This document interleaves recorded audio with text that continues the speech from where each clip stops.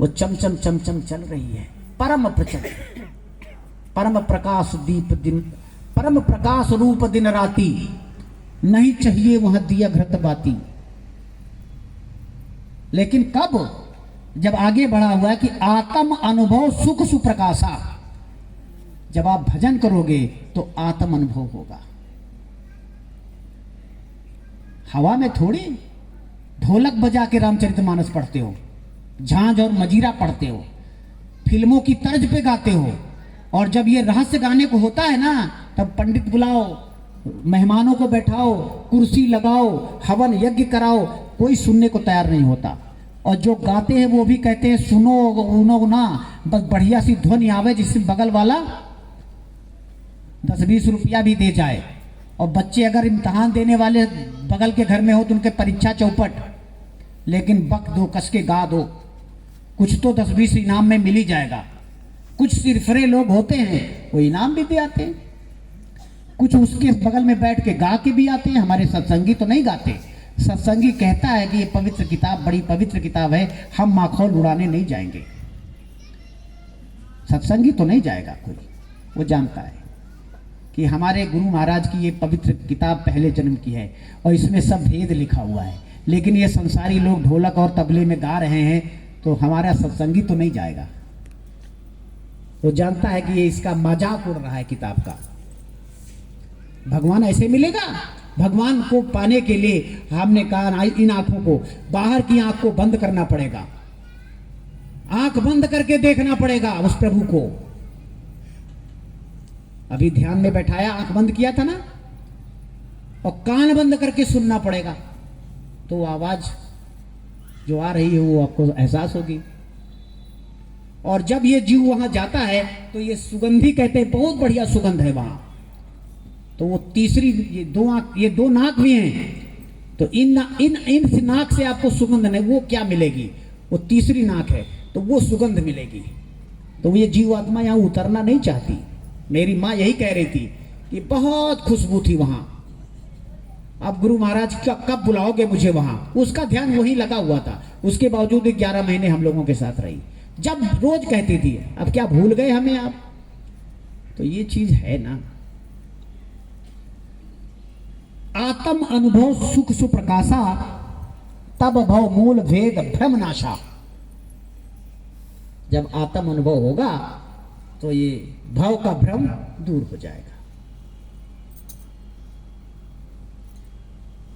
छोरत ग्रंथ जान खगराया, जब आपको आत्मानुभव हो गया तो आगे कहता है कि छोरत ग्रंथ जान खगराया, हे खगराया।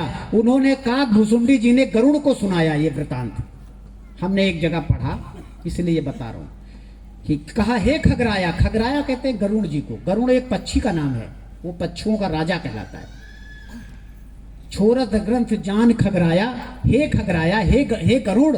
जब जाना कि ये ग्रंथ छूट जाएगी, और ग्रंथ अगर छूट जाए तो मजा आ जाए, आपका भजन बनने लगेगा। तो आगे कहते हैं विघ्न अनेक करे ये माया। तब ये माया विघ्न डालने लगती है। कैसे विघ्न डालेगी माया? माया का ही तो सब खेल है। माया कौन है? ब्रह्म और माया। कहाँ बैठी है वो हमारे पहले लोक में, जो हम नामदान के टाइम हमारे गुरु महाराज ने बताया, वो दूसरे लोक में बैठी है। ब्रह्म बदले माया। और यहां शक्ति, आद्या मां शक्ति, ये ब्रह्मा विष्णु महेश की मां है, और काल भगवान की धर्मपत्नी है। और माया कहां है? जहां से रावण आया। तो विघ्न अनेक करे ये माया। छोरत ग्रंथ जान खगराया, विघ्न अनेक करे ये माया। अब कैसी ये विघ्न डालेगी? आगे देखो, रिद्धि सिद्धि प्रेरय बहु भाई। रिद्धि सिद्धि समझते हो? ये धन दौलत, इसको रिद्धि सिद्धि कहते हैं। रिद्धि सिद्धि चरणों में लोटे। हमने बचपन में एक चालीसा पढ़ डाला था, उसमें भी लिखा था कि ये रिद्धि सिद्धि चरणों में। वैसे हमारे गुरु महाराज के चरणों में लौटती है रिद्धि सिद्धि। देखिए, जहां खड़े हो जाते हैं वहां धन पट जाए। तो ये रिद्धि सिद्धि संतों के चरणों में लौटती है, इनकी जहां जो मौज हो जाए वैसा होता है। रिद्धि सिद्धि प्रेरय बहु भाई, बुद्धि लोभ दिखावे आई। बुद्धि लोभ, आप बुद्धिमान है ही हैं, वो लोभ दिखाने लगती है, लालच फैलाएगी, आप लालची हो जाओगे। इंद्री द्वार झरोखा नाना, तहां तहां सुर बैठे कर थाना। आपके इस शरीर में गुदा चक्र पे गणेश का वास, जननेन्द्रीय चक्र पे ब्रह्मा का वास, नाभि चक्र पे विष्णु का वास, हृदय चक्र पे शिव का वास, कंठ चक्र आद्या महाशक्ति का वास, और उसके बाद ये 10वां द्वार, तीसरा तिल, छठा चक्र, यहां पे जीवात्मा बैठी है।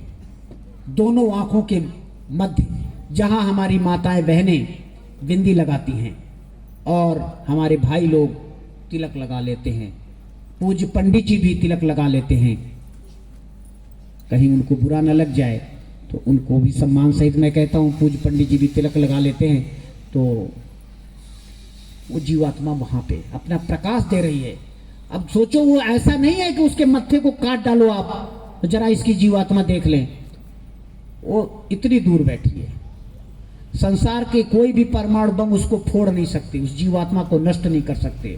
संसार के जितने भी परमाणु बम हैं, आप जीवात्मा को अगर सोचो कि मैं बम फोड़ दूं, वो भाग जाएगी। जीवात्मा अमर है, वो कभी मर नहीं, नष्ट नहीं हो सकती।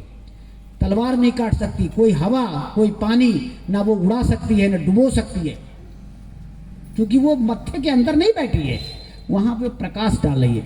आपके गुदा चक्र पे गणेश जी कोई बैठे नहीं है, इसमें लिखा जरूर है कि जहां तहां सुर बैठे कर थाना, बैठे नहीं है, वहां पे प्रकाश डाल रहे होते हैं। शंकर जी अपना प्रकाश हृदय चक्र, यहाँ हृदय चक्र पे ब्रह्मा जी, जननेन्द्रीय चक्र पे, गुदा चक्र पे गणेश, नाभि में विष्णु अपना प्रकाश देते हैं। वैसे ये जीवात्मा यहाँ पे प्रकाश दे रही थी, वो ईश्वर का अंश है। ये बड़ी गूढ़ चीजें मैंने आज आपको बताने का प्रयास कर रहा हूं। अभी शुरुआत में पहली लाइन ही मैंने कहा था, ये रहस्य रघुनाथ का वेग न जाने कोय, जो जाने रघुपति कृपा सपनों मोह न होए। तो ये आपकी पुस्तक की कुछ चीजें थी। जब हमारे गुरु महाराज सत्संग सुनाते थे तो पंडित जी को बगल में बैठा लेते थे और कहते थे कि बच्चों, अगर ये हम पंडित जी को बैठा के अगर ये गा के नहीं सुनाएंगे और हम नहीं कहेंगे तो आप भ्रमित हो जाओगे कि ये बाबा अपने आप में कुछ कह रहे होंगे। तो मैं भी एक छोटी सी डायरी, ये छोटी सी डायरी, इसमें 2 शब्द लिखे हुए थे। हमने सोचा नहीं तो तुम कहोगे कि ये तो अधिकारी है हाई कोर्ट में, अपने मन से कुछ बोल गया होगा, छोड़ो। तो वो उनकी किताब, अभी मैं रामू भाई के घर में बैठ के मैंने नोट किया, ये अशोक भाई कह रहे थे कि ये क्या नोट करे ले रहे हो, हमने कहा ये सुना दूंगा। मेरे पास कभी समय ही नहीं मिलता कि मैं कोई सत्संग वत्संग तो नहीं करता मैं, लेकिन मैं यहाँ 2 अक्टूबर को सत्संग करने जरूर आऊंगा।